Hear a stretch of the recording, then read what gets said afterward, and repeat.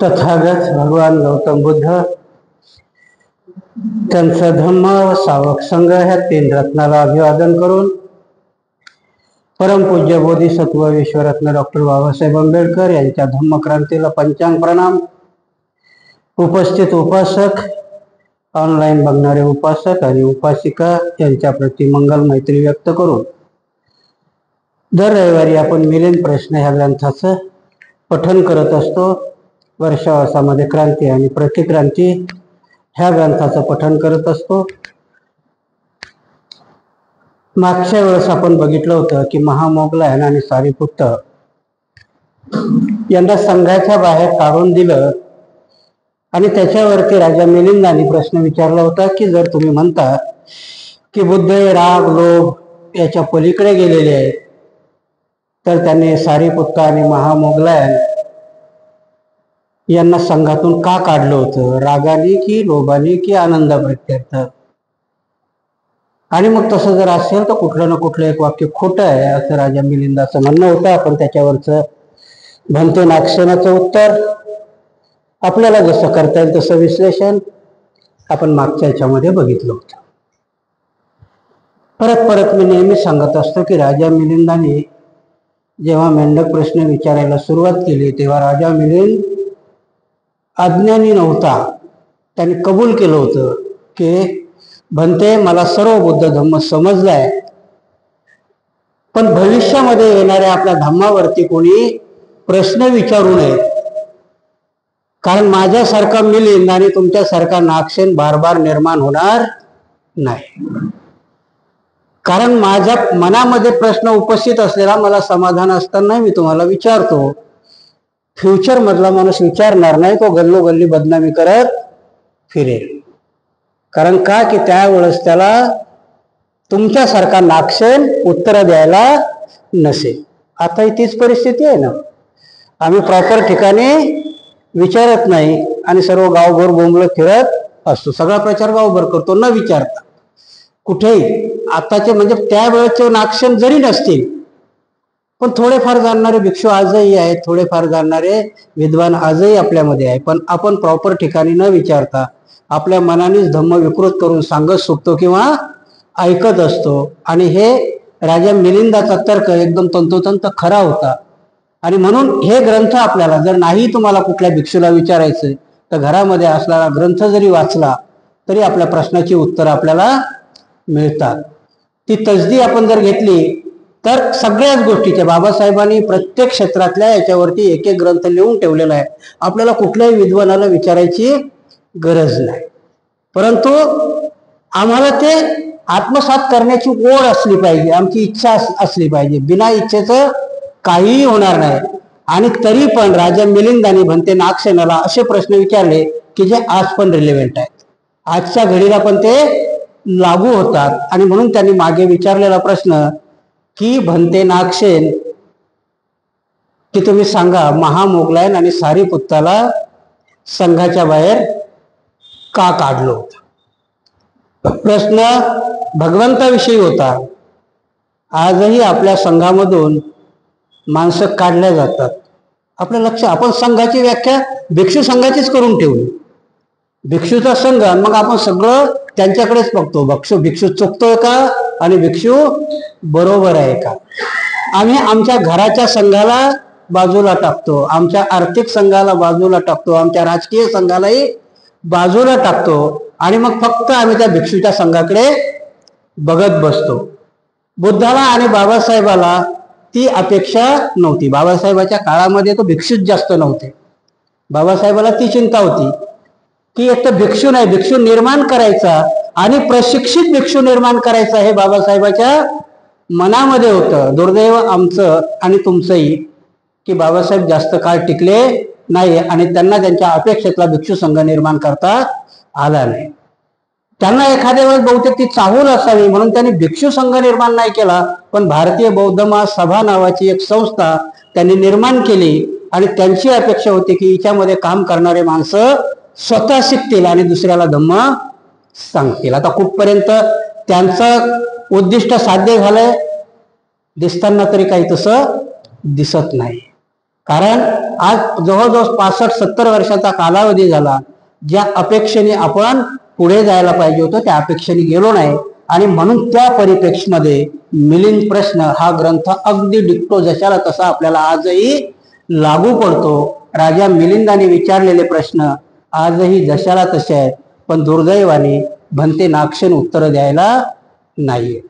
नागसेन जरी नसले तरी त्यांच्या ग्रंथरूपाने आपल्यामध्ये अस्तित्वात आहे. तो ग्रंथ जरी आपण समजून घेतला, त्यानुसार आचरण केलं किंवा त्यानुसार वागण्याची जर आपण प्रतिज्ञा केली तर बौद्ध धर्म कळायला आणि बौद्ध धर्म वाढायला वेळ लागणार नाही.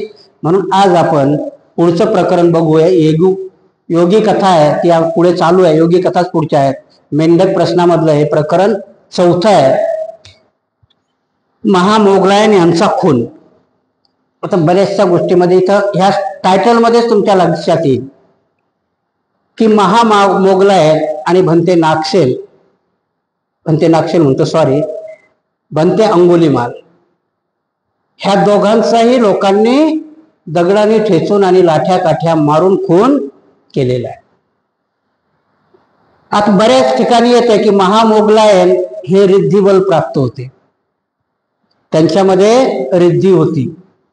रिद्धी अशी होती की ते मनात आणलं तर ते कुठलंही काम करू शकत होते. आताही आपण आपले बुद्धिमान लोक अजूनही असते. कारण आपण काय होतो, विज्ञानवादी जरूर आहोत पण विज्ञान आपण त्या तर्काच्या पुढे आहोत. विज्ञानाचाही एक नियम आहे. कुठलाही शास्त्रज्ञ शोध लावतो आणि शोध लावल्यानंतर त्याच्या खाली एक त्याची ओळ असते की मी हा शोध एवढ्या एवढ्या प्रयोगांती लावलेला आहे. आजपर्यंत तरी मला वाटतंय की हे खरं आहे. याच्या पुढे जर कुणी अजून काही शोध लावत असेल तर विनम्रपणाने मी ते मान्य करायला तयार आहे. आजच्या सायन्सच्या जगातला शास्त्रज्ञ खाली लिहितो, त्याच्या थिसिस खाली लिहिलेलं असतं. पण आमच्यातला शास्त्रज्ञ मी म्हणतो तेच खरं आहे. याच्या पुढे कुणी माझ्यापेक्षा मोठा विद्वान निर्माण होऊ शकत नाही. ही आपली थेअरी असल्यामुळे ऍक्सेप्टच नाही केलं तर मग पुढचं ज्ञान मिळवण्याची शक्यताही कमी असते. कारण मला सगळं येतं म्हटल्यावर माठ पूर्ण भरलेला आहे, त्याच्यात पाणी टाकायची गरज नाही. याच्या मनाने त्याचा माठ भरलेला आहे आणि म्हणून कधीही विनम्र असावं. बाबासाहेब शेवटच्या क्षणाला खंत व्यक्त करतात की मी शेवटच्या क्षणापर्यंत विद्यार्थी आहे, सगळ्या गोष्टीमध्ये मी सक्सेस झालो, परंतु एका गोष्टीमध्ये अयशस्वी झालो, मला गाडी नाही चालवता आली. ड्रायव्हिंग असते की नाही, हे बाबासाहेबाचे वाक्य आहे आणि ते प्रत्येक ठिकाणी विद्यार्थी म्हणतात स्वतःला. आणि जोही कुणी विद्वान मनुष्य असतो तो स्वतःला विद्यार्थीच म्हणतो. त्या क्षेत्रातला मी विद्यार्थी आहे. म्हणजे ज्ञान हे परिपूर्ण नसतं. जगातला एकमेव माणूस आहे की जो ज्ञानाने परिपूर्ण आहे, म्हणून त्याला सम्यक संबुद्ध म्हणतात. बाकी कुणी आजपर्यंत ज्ञानाने परिपूर्ण नाहीये. कारण ज्ञान हे कधीही न संपणार आहे. तुम्ही कुठल्याही क्षेत्रात गेलात तर त्याच्या पुढे ज्ञान शिल्लक असतं. आणि म्हणून जगातला एकमेव असा महामानव आहे भगवान गौतम बुद्ध की त्यांना सर्व ज्ञान प्राप्त होतं, म्हणून त्यांना सम्यक संबुद्ध म्हणतात. आज बघू आपण महामोगलायन यांचा खून याच्याविषयी विचारलेला भंते नागसेनाला प्रश्न आणि त्याचं काय उत्तर आहे ते आपण बघूया. महाराज भगवान बुद्धांनी म्हटले आहे की हे भिक्षू, माझ्या रिद्धिमान भिक्षू श्रावकात महामोगलायन सर्वश्रेष्ठ आहे. तरी सुद्धा ते लाठ्या काठ्यांनी गुंडाच्या हाती सापडून बदडल्यामुळे, डोके फुटून, हाडाचा चुराडा झाल्यामुळे आणि मांस व रक्तवाहिन्या पिसून निघाल्यामुळे परिनिर्वाण पावले. भंते नागसेन जर खरोखरच महामोगलायन फार मोठे रुद्धिमान स्थवीर होते तर याप्रमाणे लाठ्या काठ्यांच्या मारामुळे त्यांचे परिनिर्वाण झाले हे कसे शक्य आहे? आणि समजा लाठ्या काठ्याच्या मारामुळे त्याचे परिनिर्वाण झाले असेल तर ते फार मोठे रुद्धिमान भिक्षू होते असे म्हणणे कसे शक्य आहे? पण ते रुद्धिबळाने जर कोणी पुरुष, देवता व मनुष्यासह समस्त संसाराला शरणागार देऊ शकतो, तेव्हा त्यांनी आपल्या रुद्धिबळाने स्वतःची हत्या का थांबवली नाही? महाराज हे भिक्षू, माझ्या सर्व श्राद्धमान भिक्षू श्रावकात महामोगलायन सर्वश्रेष्ठ आहे. जसे भगवान बुद्धांनी म्हटले खरे आहे. आणि लाठ्या काठ्याने गुंड लोकांनी महामोगलांना बदलून काढल्यामुळे डोके फुटून हाडे चुरा झाली व रक्तवाहिन्या आणि मांस पिसला जाऊन त्यांचे परिनिर्वाण झाले, हेही खोटे नव्हे. परंतु अशाने रिद्धिमान महामोगलांचे परिनिर्वाण होण्यामागे त्याच्या पूर्वजन्मीच्या कृत्याचेच फळ कारणीभूत झाले आहे. भंते नागसेनाला राजा मिलिंदाने प्रश्न विचारला की तुम्हीच म्हणता. भंते, तुम्ही नाही म्हटलं, परंतु भगवान बुद्धांनी म्हटलं. बघा, आपल्याला जेव्हा बुद्ध कळायचा असेल तर बऱ्याचशा गोष्टी आपल्याला बुद्धाच्या कळायला पाहिजे. कारण होतं काय, अर्धी गोष्ट ऐकायची आणि अर्धीच गोष्ट सांगायची.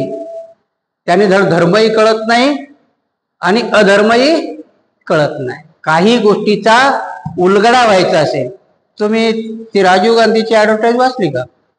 इकडून आलू टाकला की इकडून सोनं निघतं. त्याचा पप्पू बनवण्याकरता खूप मोठा प्रयोग केला त्यांनी. काय होतं त्याच्या पाठीमागचं? त्यांनी बोललेला मागचा संदर्भ सोडला आणि पुढचाही संदर्भ सोडला आणि फक्त तेवढीच ओळ घेतली आणि सांगत सुटली. आपल्या धम्माविषयीही नेमकं तसंच झालेलं आहे. कारण तो राहुल गांधी काय म्हणतोय की मोदी असं म्हणतात की मी अशी एक मशीन शोधून काढेल की इकडनं आलू टाकला की तिकडनं सोनं निघेल. त्यांनी मोदी असे म्हणतो सोडून दिलं आणि पुढचं लावून टाकलं. ते सगळं सगळं राहुल गांधीच्या नावावर खपवलं आणि बिचारा जवळजवळ 32 वर्ष पप्पू म्हणून वावरला.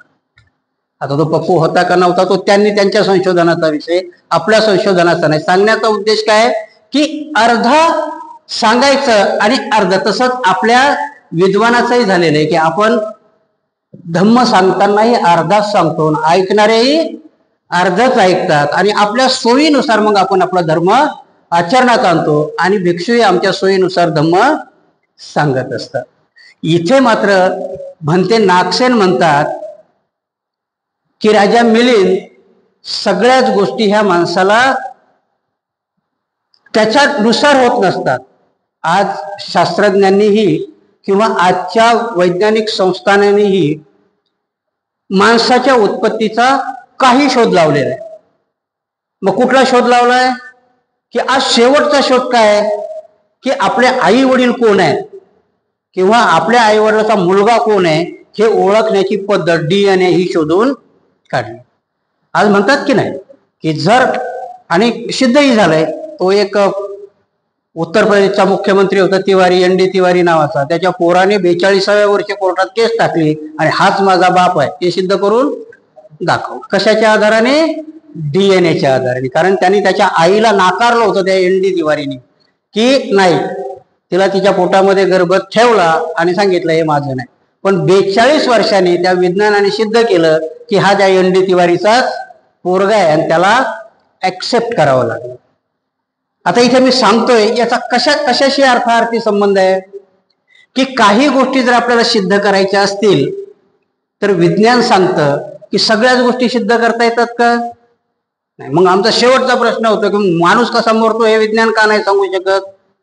आणि विज्ञान याला नकार देत नाही. विज्ञान काय म्हणतंय, याच्यावर शोध लागायचा बाकी आहे. ते म्हणतं का हे होऊ शकत नाही? विज्ञान नाकारत नाही कुठली गोष्ट.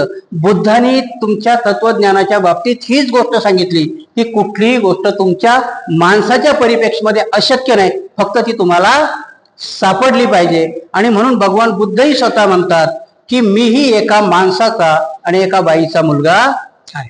मी बायोलॉजिकल आहे. ते नॉन बायोलॉजिकल माणसाला म्हणत नाहीत. भगवान बुद्ध स्वतःला नॉन बायोलॉजिकल म्हणत नाहीत. ते म्हणतात मीही एका आई वडिलाचा मुलगा आहे. आणि मला भगवान बुद्ध जे बोधित्व प्राप्त झाले हे माझं नाही म्हणतात, मी याचा शोध लावला म्हणजे कधीतरी ते अस्तित्वात होतं. भगवान बुद्धांनी त्याचं क्रेडिट स्वतःकडे घेतलेलं नाहीये. भगवान बुद्ध जेव्हा सिद्धोधनाच्या नगरीमध्ये चारिका करायला जातात तेव्हा सिद्धोधनाला दिलेलं उत्तरही बिलकुल ह्याच पठडीतलं आहे. काय म्हणतात की राजेश, निश्चित मी तुमचा मुलगा आहे, परंतु आता मी बुद्ध झाल्यामुळे माझा वंश वेगळा आहे. कारण माझ्या अगोदर 28 बुद्ध झाले आणि त्यांनी अशीच चारिका करून आपला उदरनिर्वाह केलेला आहे. आता मी त्या वंशाचा आहे. आणि म्हणून भगवान बुद्धांनी काही गोष्टी ह्या क्लिअर केलेल्या आहेत की मी फक्त त्याचा शोध लावला. आर्य अष्टांगिक मार्गाचा काय झालाय, मला ज्ञान प्राप्त झालं, याचा शोध लागला की जे अस्तित्वात होतं. आणि म्हणूनही मी मागच्या बऱ्याच वेळेस नेहमी सांगत असतो की शोध आणि निर्मिती याच्यामध्ये फरक आहे. निर्मिती, वाफेचा शोध लागला, इंजिनाची निर्मिती झाली. रेल्वेच्या इंजिनाची निर्मिती कधी झाली की जेव्हा वाफेचा शोध लागला, विद्युतचा शोध लागला, कोळसा जाळला की वाफ निर्माण होते. आणि वाफ निर्माण झालं की कुठलंही यंत्र संचलित करते, हा तो शोध होता. आणि निर्माण काय केलं तर रेल्वेचं इंजिन. तसंच भगवान बुद्धांनी सांगितलं की आर्य अष्टांगिक हा माझा मार्ग आहे, त्याचा मी शोध लावलेला आहे. मनुष्याने त्याच्यावर चालावं. मनुष्य ही प्रकृतीची निर्मिती आहे. निर्मिती ही भगवान बुद्धांनी सांगतात की ती माझी आहे म्हणून नाही, ती सृष्टीची निर्मिती आहे, प्रकृतीची निर्मिती आहे. आणि माझा शोध आर्य अष्टांगिक मार्ग आहे. त्याचनुसार इथेही भगवंताला, भंते नागसेनाला राजा मिलिंदांनी प्रश्न विचारला की भगवंत म्हणतात की हा माझा शिष्य महामोगलायन रिद्धी बलाने सिद्ध आहे. पण तो जर रिद्धी बलाने, रिद्धी बलाचा अर्थ काय साधारणतः आपल्या डोक्यामध्ये, बुद्धाच्या व्याख्यात रिद्धी बलाचा अर्थ वेगळा आहे की आपण जे इच्छित करू ते मिळवणं, त्याला रिद्धी बल म्हणतात. की मला ही गोष्ट साध्य करायची आणि ती साध्य करण्याचं सामर्थ्य ज्याच्या अंगामध्ये, तो रिद्धिवान माणूस. आपण त्या रिद्धीचा अर्थ खूप वेगळा घेतला की तोंडातून काढलं पुढचा माणूस जळो तर जळालाच पाहिजे, याला रिद्धिबल म्हणत नाही. तर रिद्धिबल कशाला म्हणतात की जी गोष्ट मला साध्य आहे. आणि परत मग बुद्धाच्या तत्वज्ञानावरती जातं की बुद्ध अतार्किक गोष्टी मागत नाही. पण बुद्ध धर्म समजणं खूप कठीण आहे. आणि एकदा का समजला की त्याच्या एवढा सुंदर आणि त्याच्या एवढा सोपा धर्म तुम्हाला कुठेही सापडणार नाही, फक्त तो समजला पाहिजे. आणि इथे हा प्रश्न विचारलेला आहे की महामोगलायन रिद्धी बलात परिपूर्ण आहेत आणि तरी ते 5-25 लोकांच्या हातचा मार खातात आणि त्याच्यातच त्यांचं महापरिनिर्वाण होतं. मी तुम्हाला एवढा सिद्धांत जो विज्ञानाचा सांगितला, आजही विज्ञान माणसाची निर्मिती सांगताना सांगतं की आई आणि वडिलाकडून माणसाला 40% गुण, ज्या तुमच्या पेशी असतात ना, ज्याला आपण ह्युमन हे म्हणतो, त्या आई आणि वडिलाकडून तुम्हाला गिफ्ट मिळालेले असतात. 20% त्यातलं 10% तुमचं आजूबाजूचं सराउंडिंग तुम्हाला घडवत असतं आणि 10% मात्र तुमचं पूर्वजन्मीचं संचित असतं. विज्ञान त्याला पूर्वजन्म म्हणत नाही, पण विज्ञान म्हणतो की 10% तुमच्यामध्ये असणारा अंगभूत तुमच्यावाला शहाणपण असतं की ते तुम्ही सोबत घेऊन आलेले असता. आणि म्हणून दारिद्र्याच्या, चर्मकाराच्या घरातही एक खूप मोठा माणूस जन्माला येऊ शकतो, परिस्थिती नसताना. हे काय आहे तर हे 10% तुम्ही पूर्वाश्रमीचं घेऊन सोबत आलेलं तुमच्या बुद्धीचं मापन आहे. त्याच प्रकारे इथेही रिद्धिबल जरी प्राप्त असेल पण तुमच्या त्या 10% पूर्वजन्मीचं तुमचं संचित जर असेल. आणि म्हणून भगवान बुद्धाने 4 गोष्टी सांगितल्या की ह्या 4 गोष्टी मी तुम्हाला कधीच देऊ शकत नाही, त्या तुम्हाला कमवावं लागतात. आणि त्याच्यावरतीच भगवान बुद्धाने सांगितलं की अत्तदीप भव, तुम्हाला तुमचा दीप स्वतःच प्रज्वलित करायचा आहे, ते बुद्ध देऊ शकणार नाहीये तुम्हाला प्राण. म्हणून भगवान बुद्ध सांगतात की मी तुम्हाला सम्यक संबुद्ध किंवा अरिहंत घडवू शकत नाही, ते तुमचं तुम्हालाच आहे, फक्त मी मार्ग सांगू शकतो. आणि म्हणून महामोगलायन रिद्धी बलाने खूप सिद्ध होते, तरी पण त्यांना 5-25 माणसांनी लाठ्या काठ्याने मारलं. भंते नागसेनानी याच्यावरती एक सुंदर उत्तर दिलेलं आहे. पूर्वजन्माचं संचित तर सांगितलंच, पण परत ते उत्तर देतात पुढे. भंते नागसेन, रिद्धिमान पुरुषाचे रिद्धिबळ आणि कर्मफळ ही दोन्ही जर अमूर्त आहेत, तेव्हा अमूर्ताने अमूर्ताला का बरे थांबविले नाही? भंते, एखादे कवठाचे फळ झाडावरील दुसऱ्या फळास नेम धरून मारले असते ते खाली पडू शकते, किंवा एखादा आंबा नेम धरून मारला असता दुसरा आंबा खाली पडू शकतो, त्याप्रमाणे एका अमूर्ताने दुसऱ्या अमूर्तास का बरे थांबवले नाही? राजा मिलिंदही भंते नागसेनाला काही तसा सोडायला तयार होता का? नाही. एक प्रश्न विचारला समाधान झालं म्हणून सोडून देणार नाही. भंते नागसेन परत विचारतात की ठीक आहे, पूर्वजन्मीचं कर्मफळ आहे आणि तुम्हीच म्हणता की कर्मफळावरतीही तुमच्या आचरणाने मात करतायत, आणि दोन्ही अमृत आहेत. अमृत म्हणजे मागे घडलेले आहे, ते मागच्या जन्मात घडलेले. मग मागच्या जन्मात घडलेलं अमृत कर्मफळ. आता ह्या जन्मात तुम्ही केलेलं पुण्याचं तेही अमृत दिसत नाही ना. मग ह्या दोघांची टक्कर होऊन त्याला नाश नाही करता आलं का? आणि म्हणून उदाहरण देतात की झाडावरती जर एक आंबा आहे तर एका आंब्याने दुसरा आंबा पाडता येत नाही का? त्याला दगडच मारायची काही गरज आहे का? भंते नाक्षणाला कोण विचारतात? मिलिंद. ते उपमा देतात की जर पूर्वजन्मीचं महामोगलायनाचं कर्मफळ आहे, तसं त्यांनी कोणाला तरी मारलं असेल म्हणून त्यांना मारलं असं त्याचा अर्थ आहे ना. तर मग आता केलेल्या कर्मफळाने त्या कर्मफळाला का अडवता आलं नाही? आणि भंते नाक्षण याच्यावरती एक सुंदर उत्तर देतात की ते म्हणतात की हो, आंब्याने आंबा पाडता येतो, कवटाने कवट पाडता येतं, पण झाडाचा आंबा जर 2 किलोचा असेल आणि तो 50 ग्रामचा आंबा त्याला फेकून मारत असेल तर तो काही आंबा खाली पडणार नाही.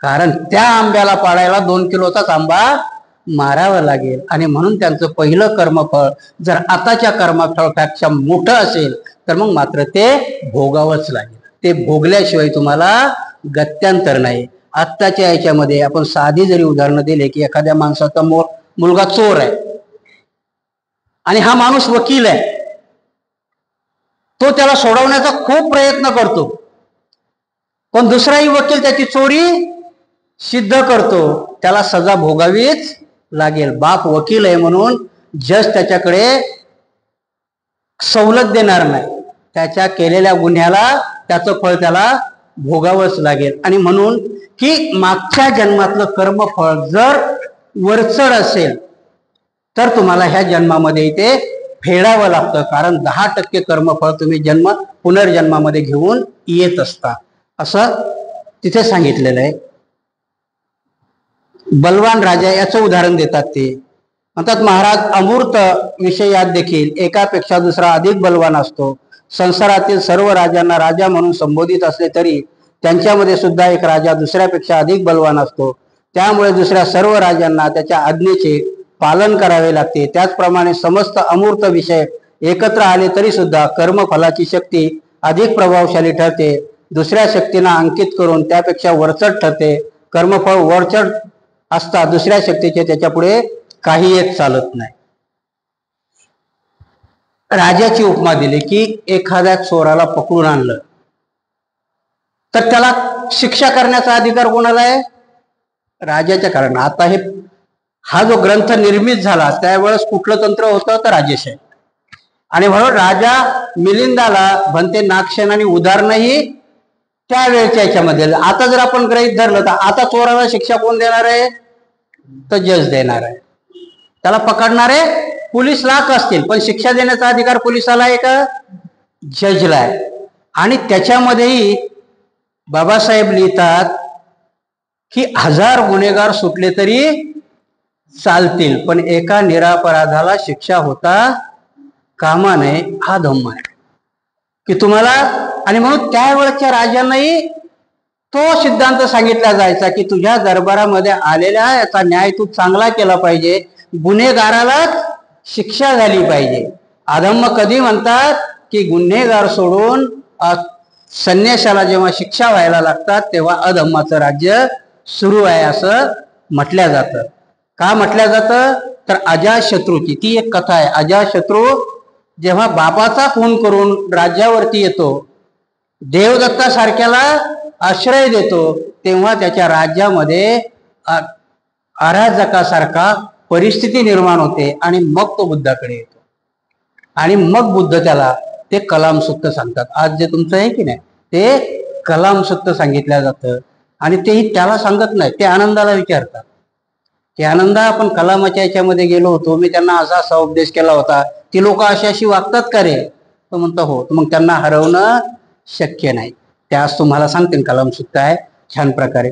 दुसरी गोष्ट आहे इथे की त्या राजाची उपमा दिली, आजच्या परिप्रेक्षामध्येही तुम्हाला ती लागू पडते. चोर चोरी ह्याच उद्देशाने करतो की मी कधी पकडल्या जाणार नाही. आपणही पाप कर्म त्याच उद्देशाने करतो की माझ्या पाप कर्माचं फळ मला भेटणार नाही. कुठल्याही गोष्टीचा कर्म सिद्धांत सांगताना भगवान बुद्ध म्हणतात की जोपर्यंत तुमचं कर्म परिपक्व होत नाही तोपर्यंत त्याचं फळ भेटत नाही. आत्ताच्या घडीला तुम्ही एखाद्या घरात चोरी केली, चोर निघून गेला, तो लगेच पकडला जातो का? जोपर्यंत त्याचं कर्मफळ पिकत नाही, पिकण्याची प्रक्रिया काय, मग तो घरातून पडताना हाताचे ठसे तरी सोडून जातो, त्याला बाहेर पडताना कोणीतरी पकडलेलं तरी असतं, एवढंही नाही सापडलं तर तो श्वान तरी त्याचा माग काढत तिथपर्यंत जातो. म्हणजे ते कर्मफळ पिकण्याच्या परिस्थितीमध्ये येतात. जेव्हा ते शेवटच्या स्तराला जातो, जेव्हा जज निर्णय देतो, तेव्हा त्याचं कर्मफळ परिपक्व झालेलं असतं. तशाच प्रकारचं चांगल्या कर्मफळाचंही आहे की आणि म्हणून इथे भगवंत सांगतात की महामोगलायांनी आताच्या याच्यामध्ये तो माझा अग्र भिक्षू आहे. महामोगलायन रिद्धी बलात अग्र आहेत. भगवान बुद्धाचे जे 80 अग्र भिक्षू आहेत ते एका कलेत अग्र आहेत. म्हणून जी शिक्षक होते नालंदा, तक्षशिला, विक्रमशिला, इथे जर तुम्ही गेलात तर हे एका विषयातले पंडित होते. प्रत्येक विषयाचे पंडित होते. तिथे नुसतं स्त्रीपिटक शिकवलं जात होतं का? मी मागेही तुम्हाला सांगितलं की नागार्जुन हे रसायनशास्त्राचे खूप मोठे पंडित, आजही शिकवल्या जातं. नागार्जुनाचं रसायनशास्त्र आजही शिकवल्या जातं. आणि म्हणून त्यावेळेचे पंडित लोक होते एका विषयातले. तसा महामोगलायन कशात? रिद्धिबलात अग्र होता.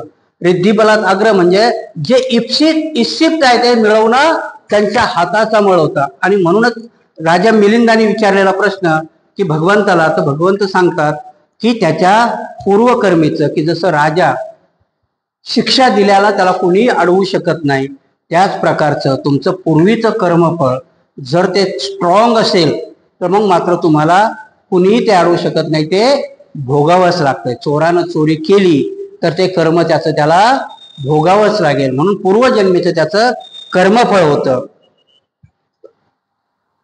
वनवा महाराज समजा एखाद्या जंगलास वनवा लागला असता, त्यावर हजारो घागरी पाणी ओतले तरी तो विझवणे शक्य नाही.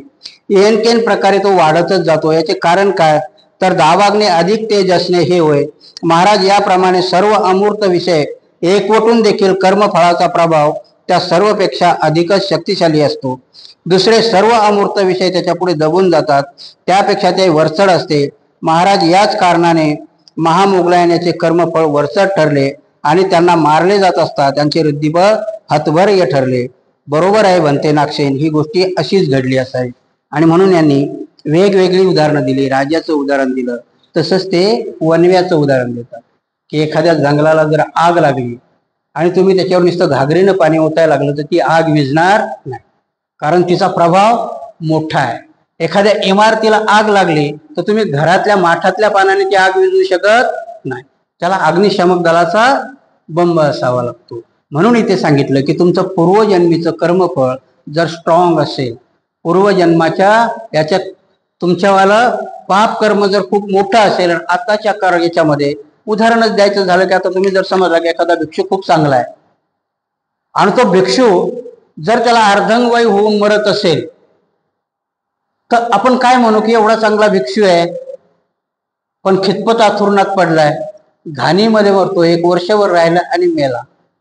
नव्हता मरायला पाहिजे चांगलं. कारण काय होतं, ह्या वेळेचं त्याचं कर्मफळ मागच्या कर्मफळाला मारू शकत नाही. जसं आंब्याची उपमा दिली की आंब्याला पाडताना छोटा आंबा मोठ्या आंब्याला नाही पाडू शकत, तशाच प्रकारे आपलं पूर्वजन्मीचं कर्मफळ हे आताच्या कर्मफळाहून जर स्ट्रॉंग असेल तर ते कर्मफळ भोगायलाच पाहिजे.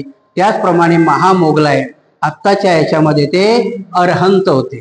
अरहंत म्हणजे सुख दुःखाच्या पलीकडे गेलेले, आणि सुख दुःखाच्या पलीकडेही गेलेले असताना त्यांना मात्र मागच्या जन्मातलं कर्मफळ भोगावं लागलं. आणि म्हणून त्यांना 5-6 जवळजवळ 25-30 गुंड लोकांनी पकडून अक्षरशः महामोगलायांना दगडाने ठेचून मारलेलं आहे. कारण त्याच्या पाठीमागचं एक कारण एक वेगळं आहे. कारण महामोगलायन अरहंत होते, परंतु त्यांच्यावर बौद्ध धर्म प्रसाराची एवढी धून हे होती, कारण त्यांच्या समवयस्क एक धर्म होता जैन धर्म, आणि हे दोन्ही धर्म सायमल्टेनियसली चालत होते. त्यावेळेचे त्यांना श्रमण म्हटल्या जायचं, यांना भिक्षू म्हटल्या जायचं. आणि जर महामोगलायांना कळलं की तो जैनाचा साधू आज इथे येऊन प्रवचन करून जैनाचं तत्वज्ञान सांगणार आहे, महामोगलायन त्याच्या अगोदरच तिथं जायची, ती सभा घेऊन मोकळे व्हायचे आणि सगळ्याला बुद्ध धर्म सांगून मोकळे व्हायचे. आणि मग त्या जैन धर्मातल्या लोकांना वाईट वाटायचं. भगवान बुद्धा महामोगलायांना मारणारे त्यावेळेचे जैनाची लोक आहेत त्या लोकांनी महामोगलायांना दगडाने ठेचून ठेचून मारलेलं आहे. परंतु ते केव्हा मारू शकले तर त्यांचं मागच्या जन्माचं कर्मफळ होतं म्हणून मारू शकले. त्याच्यावरची ही दिलेली उदाहरणं आहे. आणि याच्यामध्ये भन्ते नागसेनाच्या उत्तरावरती महामोगलायांचा मृत्यूचं राजा मिलिंदाचं समाधान होते. पुढचा प्रश्न घेऊया आपण. पती मोक्षाचा उपदेश भिक्षूपर्यंत सीमित का?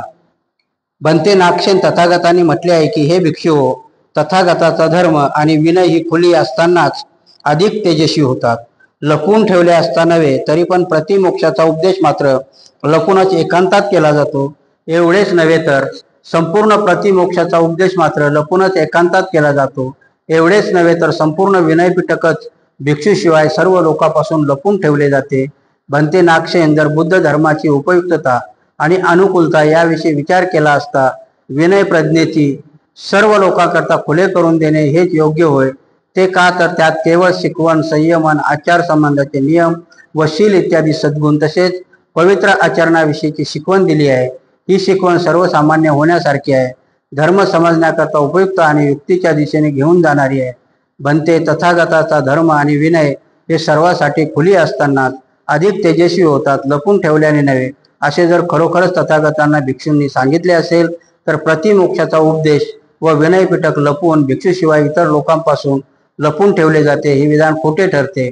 आणि प्रतिमोक्षाचा उपदेश व विनय पिटक लपून ठेवले जात असेल तर तथागतांनी सांगितले की भिक्षू, तथागताचा धर्म आणि विनय सर्वांसाठी खुले असतानाच अधिक तेजस्वी होतात, लपून ठेवल्याने नव्हे हे विधान खोटे ठरते. हे सुद्धा एक कोडे आहे, तेव्हा आपण त्याचा खुलासा करून सांगावा. तुम्हाला भिक्षूच्या तुम्ही पायऱ्या आहेत की प्रथमतः भिक्षू सामनेर असतो. सामनेर झाला की मग तो उपसंपादित भिक्षू होतो. उपसंपादित भिक्षू झाला की 10 वर्षांनी तो थेरो होतो, 20 वर्षांनी महाथेरो होतो. भगवान बुद्धाने आपली वाणी किंवा भगवान बुद्धाची वचनं, ज्याला आपण त्रिपिटक म्हणतो, तर हे त्रिपिटक म्हणजे 3 पेटारे, 3 पेटी आहेत, 3 बॉक्स आहे. त्याच्यामधलं पहिला बॉक्स काय आहे तर विनय पिटक. आणि विनय पिटक कोणाकरता निर्माण करण्यात आलं तर भिक्षू लोकांकरता. त्याच्यामध्ये विनय पिटकामध्ये भिक्षूंनी कसं वागावं, कसं राहावं, कसं खावं, कसं उठावं, कसं बसावं, पब्लिकमध्ये कसं जावं, ही सगळी नियम भगवान बुद्धाने बनवलेली आहे. आणि निश्चित बनवली नाही तर भगवान बुद्धांनी सांगितलं की विनय पिटक हे फक्त भिक्षू करताच आहे. त्याच्या पुढे जाऊन सांगितलं जर ते ग्रहस्थ वाचत असतील तर ग्रंथाकरता ती ग्रहस्थाकरता ती चोरी आहे.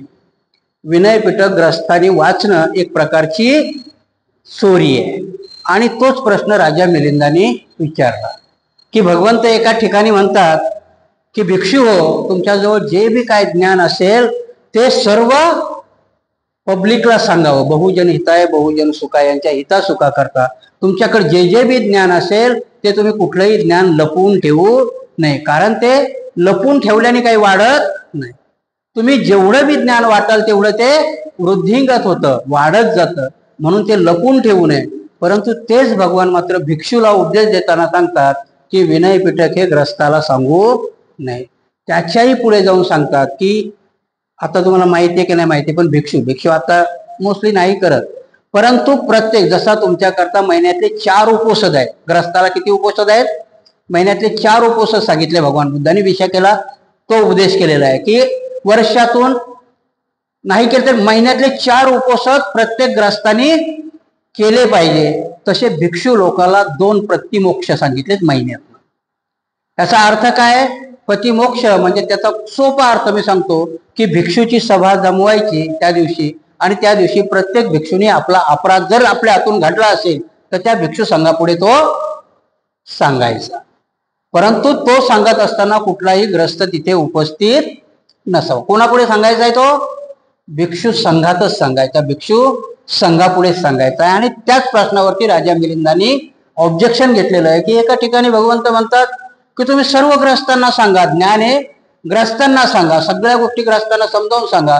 पण भगवान बुद्ध इथं मात्र पतिमोक्ष करताना कुठल्याही ग्रस्ताला उपस्थित राहायची अनुमती देत नाहीत. मग कुठली तरी एक गोष्ट खोटी असली पाहिजे. भगवंत हे तरी बोलत असले पाहिजे किंवा ते तरी बोलत असले पाहिजे. भंते नागसेन त्याचं एक खूप सुंदर उत्तर देतात.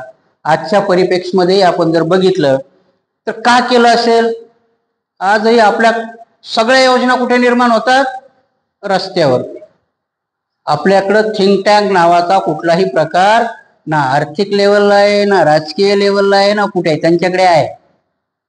आजही तुम्ही जर गेलात तर प्रत्येक राजकीय पक्षाचे थिंक टँक आजपर्यंत कोणाला माहिती होत नाही. त्यांच्या ज्या योजना करतात ना, योजना ज्या कार्यान्वित आणायच्या असतात, म्हणून बीजेपीचा थिंक टँक कोण आहे? RSS आहे. तो योजना घडवतो आणि बीजेपीला पास करतो. काँग्रेसचाही थिंक टँक आहे.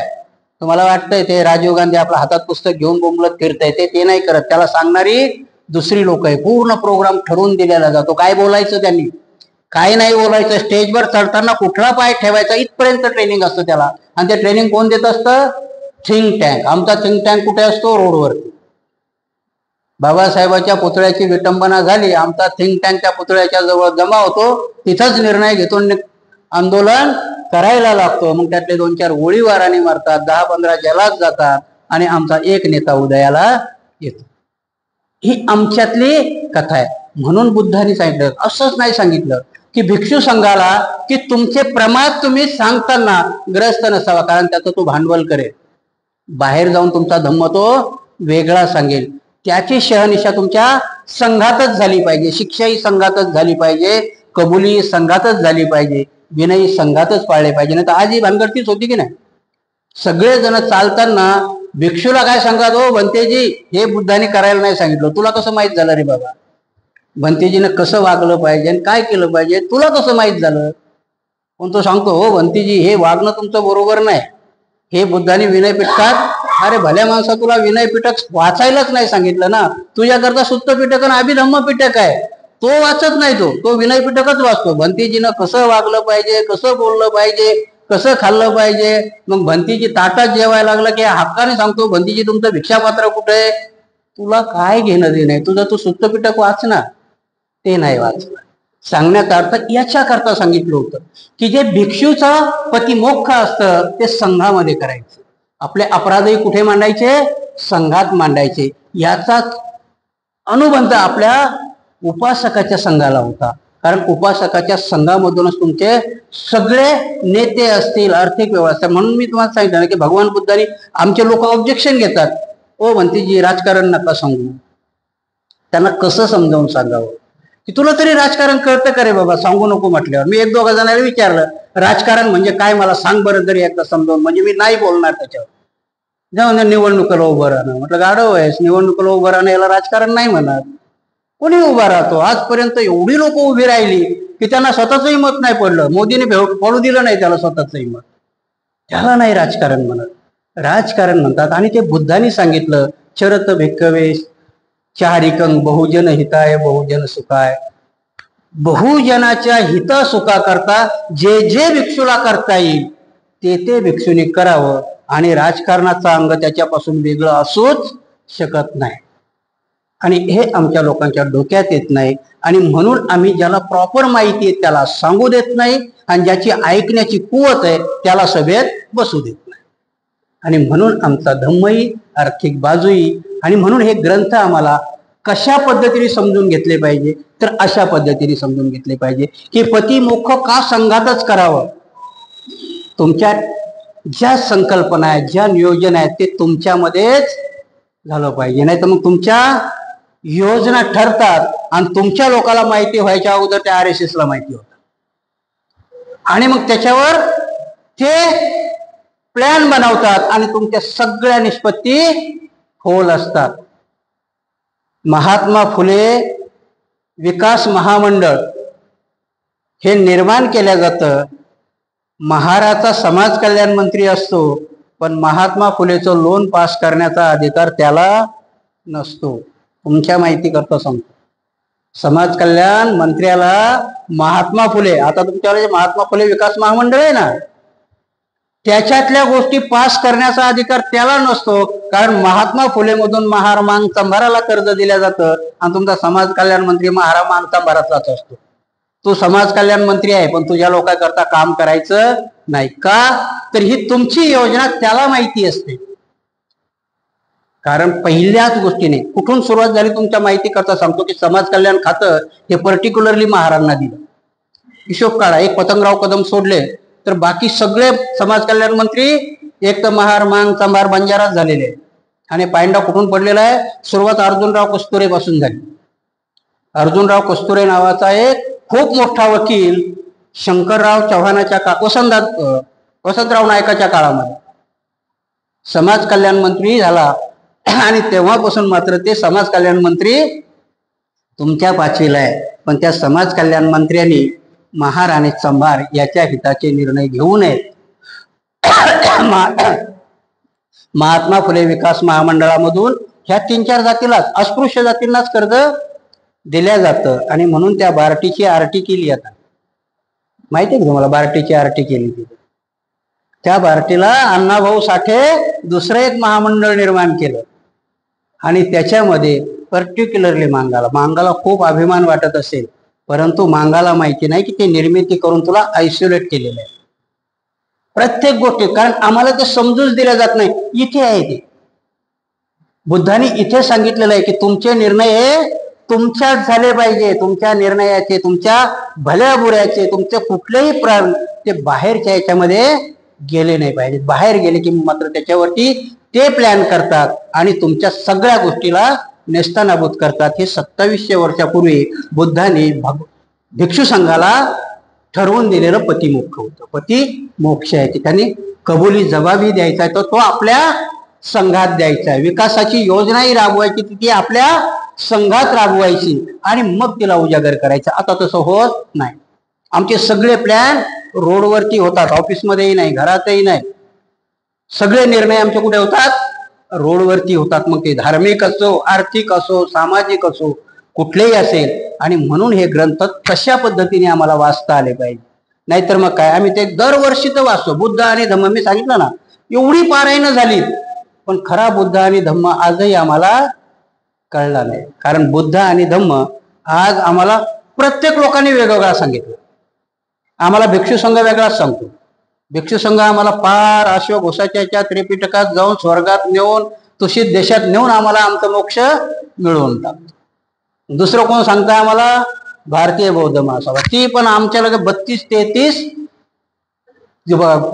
हे करते म्हणते. आम्हाला माणूस घडवायचा म्हणजे माणूस घडवता ते आमची बौद्ध महासभाच कुठे नेऊन पोहोचते आम्हालाच माहिती नाही. तर त्रिलोक्य महासंघ, आता बघा त्रिरत्न केलंय त्यांनी. त्यांचं मूळ नाव काय आहे? त्रिलोक्य महासंघ. त्रिलोक्याची संकल्पनाच 3 लोकांची होती, स्वर्ग मृत्यू पाताळ. जेव्हा ते लक्षात आलं तेव्हा आता त्रिरत्न केलं. म्हणून आम्ही आमच्या पद्धतीने वेगवेगळे सांगायला करू. बाबासाहेबाला अपेक्षित असणारा धम्म आजपर्यंत सांगण्याचा कोणी प्रयत्न करत नाहीत, आमचे विद्वानही नाही. तो धम्म सांगता आला पाहिजे. आणि परत मी सांगितलं ना की ऐकणारच नसेल तर सांगणारा तरी का सांगेल? अजून ऐकणारे निर्माण झाले नाही. ऐकणारे निर्माण झाले पाहिजे. ऐकणारे जोपर्यंत निर्माण होणार नाही, म्हणून मी सांगितलं ना की जोपर्यंत राजा मिलिंद पुढे बसणारा नाही होणार तोपर्यंत इथे बसणारा नागसेन येणार नाही. मग तुम्ही पुढे बसणारे जर नुसतेच ग्रहस्थ असाल तर इथेही तुम्हाला भिक्षूच भेटेल, तुमच्यासारखाच भेटेल ना. कारण तुमच्यातूनच आलेला आहे तो, तुमच्यातूनच आलेला आहे. त्यालाही निर्वाणाची काही घाई झालेली नाहीये. त्याचंही लक्ष तुमच्या खिशावरच आहे. किती देणार आहे, मी केवढं मोठं विहार बांधणार आहे. बुद्धाने एकतरी विहार बांधलंय का? बुद्धाला अनाथ पिंडकाने दान दिलं, बुद्धाला बिंबिसाराने विळवून दान दिलं, ह्या लोकांनी दान दिलं, ते स्वीकारलं त्यांनी. आज आम्ही भिक्षू मोठमोठाले मठ निर्माण करायच्या मागे लागलेलो. कसं निर्माण मिळेल? आणि तुम्ही त्यांना अनुमोदन देताय. काय संकल्पना होती की तुमच्यामध्ये अनाथ पिंडक निर्माण झाला पाहिजे, की खूप मोठं विहार स्थापित केलंय आणि ते चांगल्या भिक्षूला दान केलंय. अशी प्रक्रिया घडली का महाराष्ट्रात कुठे? आम्ही विहार बांधतो पण मात्र ते आम्ही आमच्या जवळच ठेवतो. तुमचाही दोष नाही ना, कारण तुम्हाला त्या लेवलचा भिक्षू पुढे दिसत नाही. का दिसत नाही? तर आम्ही आमची भूमी तशी बनवली नाही.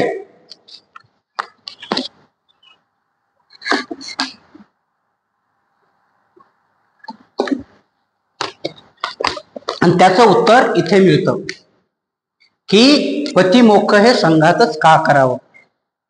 म्हणून तुमच्या योजना कुठेही आहेत त्या तुमच्याच झाल्या पाहिजे. आमच्या योजना अशा असतात की आम्हाला विहार बांधायचं असतं, आम्ही बीजेपीच्या मंत्र्याकडे जातो, त्याला सांगतो जागा आमच्या जवळ आहे, तुम्ही निधी आम्हाला द्या, आमचं मतदान आम्ही तुम्हाला देऊ. मला सांगा बरं, तुमचं पतिमोक्ष आहे का ते? तुमचा पूर्ण प्लॅन तुम्ही त्याला तिथे सांगितलाय.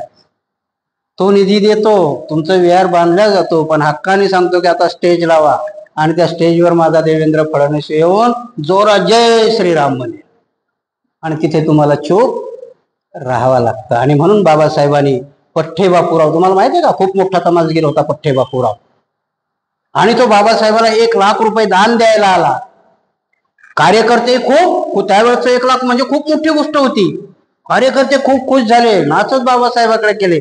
बाबासाहेब तो पठ्ठे बापूराव 1,00,000 रुपये आपल्या पक्षाला देणगी द्यायला आला. बाबासाहेबांनी 4 शिव्या त्या कार्यकर्त्याला असडल्या, 5 शिव्या त्या पठ्ठे बापूरावाला असडल्या, आणि म्हटला गाढवा माझ्या पोरी स्टेजवर नाचवतो, त्यांच्या नाचण्याची भाड आणून माझ्या पक्षाला देतो, गरज नाही तुझ्या पैशाची. ही नीतिमत्ता होती. आता आम्ही विहाराकरता दान त्या पठ्ठे बापूरावाकडे मागायला जातो. ह्या आमच्या भूमिका आहेत. याच्याकरता 2700 वर्षापूर्वी सांगितलंय आम्हाला बुद्धाने, आम्ही त्याचा अर्थच लावला नाही, आणि तो अर्थ आम्हाला कळलाही नाही. आणि म्हणून ते राजा मिलिंदाने विचारलेला प्रश्न की महामोगलायांना, की तो पहिला प्रश्न आहे. आणि हा पतिमोक्षाचा प्रश्न आहे की प्रतिमोक्ष जर हे एवढं तत्वज्ञान आहे, भिक्षू संघामध्येच का ते सगळ्यांकरता खुलं करावं? भगवान बुद्ध सांगतात नाही, भिक्षूंनी आपला अपराध भिक्षू संघातच कबूल करावा, आणि शिक्षाही त्याला भिक्षू संघानेच द्यावी. हे आचरणाची गोष्ट आहे, आणि ती कुठेही उघड होऊ नये. कशा करता? तर ती उघड झाली तर धम्मावरती ग्लानी येईल. तुमच्या धर्मामधले लूफॉल्स म्हणजे तुमच्या धर्मामधल्या मायनस गोष्टी ह्या जगाला माहिती होतील, आणि तुमच्या विरोधात असणारे लोक त्यांचा दुरुपयोग करतील, आणि तो दुरुपयोग होऊ नये म्हणून तुम्हाला कुठलीही गोष्ट बाहेरच्या जगात करू नका, ती तुमच्यातल्या तुमच्यात करा. इथे राजा मिलिंदाच्या प्रश्नाला त्यांनी उत्तर दिलेलं आहे. आता राहिलेलं अर्ध उत्तर आपण पुढे बघूया, उद्या बघूया.